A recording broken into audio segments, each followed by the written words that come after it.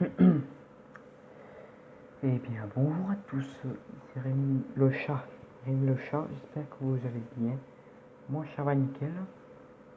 Nouvelle vidéo sur. Aujourd'hui, nous allons étudier SCP-106, alias le vieil homme.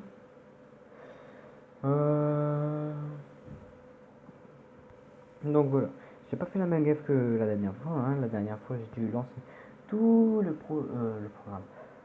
Ouais, le programme, enfin, Internet, la page de la fondation et tout.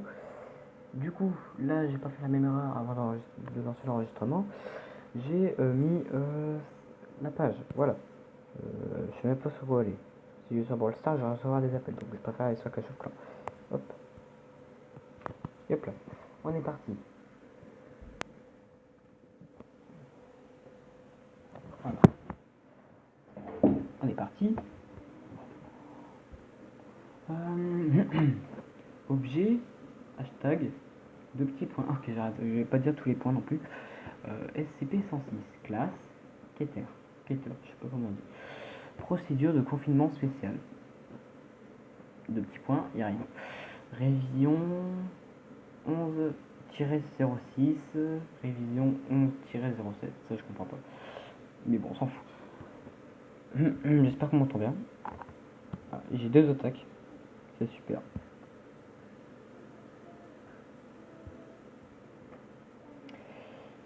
Aucune interaction. Révision 11-08, je crois que je l'ai dit, on s'en fout.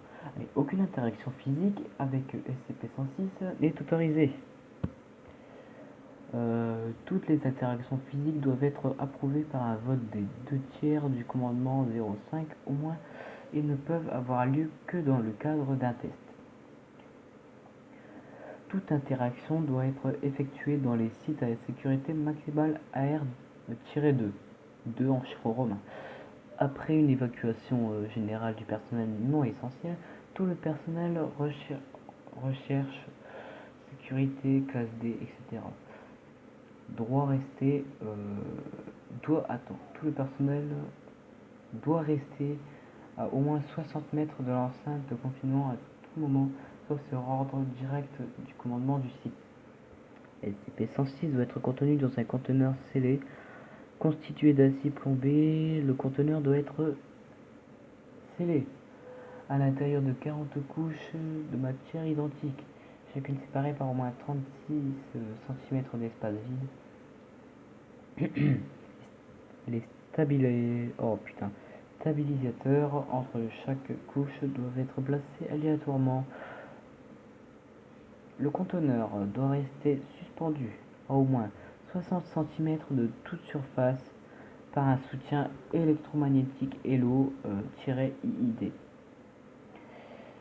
La zone de confinement secondaire doit être composée de 16 cellules sphériques, chacune remplie de divers fluides et possédant un ensemble aléatoire de surface et de soutien.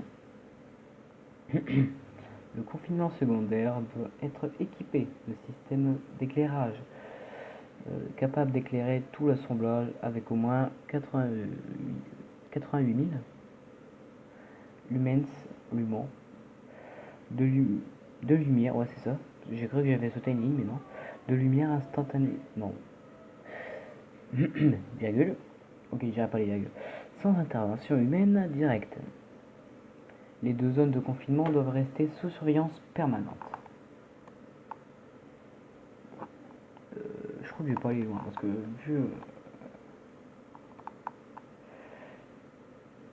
Alors, toute corrosion observée sur la première cellule, la cellule secondaire, les membres du personnel ou à n'importe quel endroit du site situé dans un périmètre de 200 mètres, ah ouais quand même, autour de SCP-106 doit être signalé immédiatement au service de sécurité du site. Les objets ou les membres du personnel perdus à cause de SCP-106 doivent être considérés comme disparus, morts au combat. Aucune tentative de récupération ne doit être faite, quelles que soient les circonstances. Oh merde, hein. Remarque, la recherche continue et l'observation ont montré que lorsqu'il est confronté à des ensembles très complexes ou aléatoires de structures, SCP-106 peut être plongé dans la confusion, marquant un délai plus important lors de l'entrée et de la sortie de ladite structure. SCP-106 a également, oh putain, également montré, il faut que je m'arrête au point parce que ça va pas le faire, a également montré une aversion pour la lumière brutale et directe. Point. Ceci ne se manifeste pas sous forme de dommages physiques, mais par une retraite rapide dans sa dimension de poche, générée sur des surfaces solides.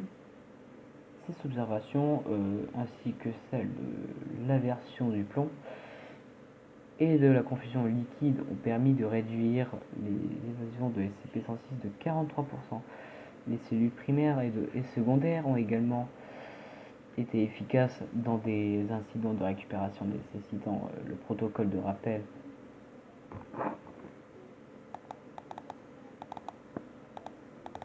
D'accord, très bien. Le rappel et ensuite c'est des petits carrés noirs, donc on s'en fout, on passe. Rappel, l'observation est en cours. De rappel, l'observation est en cours, d'accord. Donc super, merci les petits blocs noirs. Alors maintenant, on va passer à la description du SCP. SCP-106 semble être un humanoïde âgé avec une apparence générale de décomposition avancée. Son apparence peut varier, mais l'effet de pourriture reste à observer sous chaque forme. SCP-106 n'est pas exceptionnel, agile. Il peut rester immobile pendant des jours. Dans l'attente d'une proie, SCP-106 est également capable d'escalader n'importe quelle surface verticale et peut rester indéfiniment suspendu à l'envers. Lorsqu'il attaque, SCP-106 tente de neutraliser ses proies en endommageant les organes principaux, les muscles ou les tendons. Puis, il emmène sa proie handicapée dans sa dimension de poche. SCP-106 semble préférer comme proie les hommes dans les 10-25 ans. SCP-106 provoque un effet de corrosion sur toute la matière solide qui touche, engendrant une décomposition physique des matériaux plusieurs secondes après le contact. On peut observer la rouille, la pourriture et la fissuration des matériaux ainsi que la création d'une sorte de mucus noir, similaire à celui qui recouvre SCP-106. Cet effet est particulièrement préjudiciable pour les tissus vivants et composé. Oh merde, hein, composé supposé. Hein. Attends, je suis perdu. Pour les tissus vivants oh là, ils ont déjà oublié un mot hein, parce que est supposé être une action de prédigestion. Je sais pas. Je pense que c'est prédigestion. Oh merde, hein, laisse tomber, merde. La corrosion se poursuit pendant 6 heures après le contact. Après quoi l'effet semble disparaître.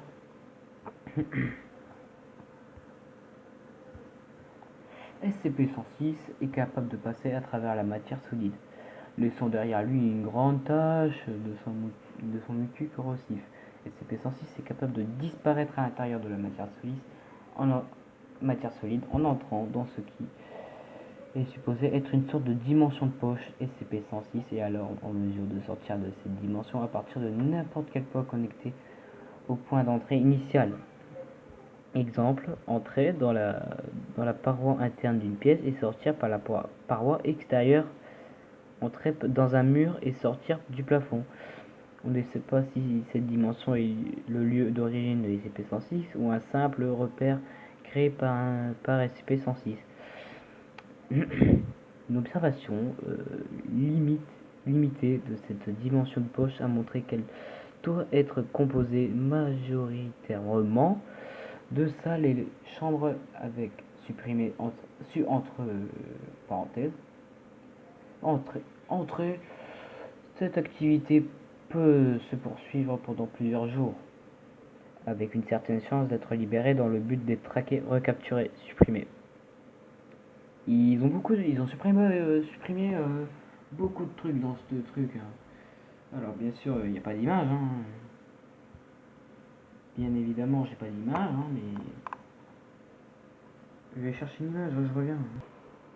Voilà, j'ai une image, mais on voit pas très bien. Elle est moche, certes, elle est moche. Mais bon, c'est pas la pire, hein. 106, voilà.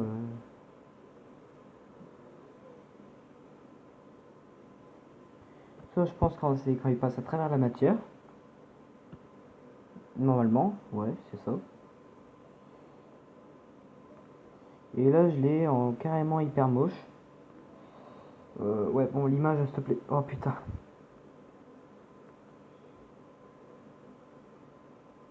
Ah putain. C'est horrible, les gens. Les gens, c'est horrible.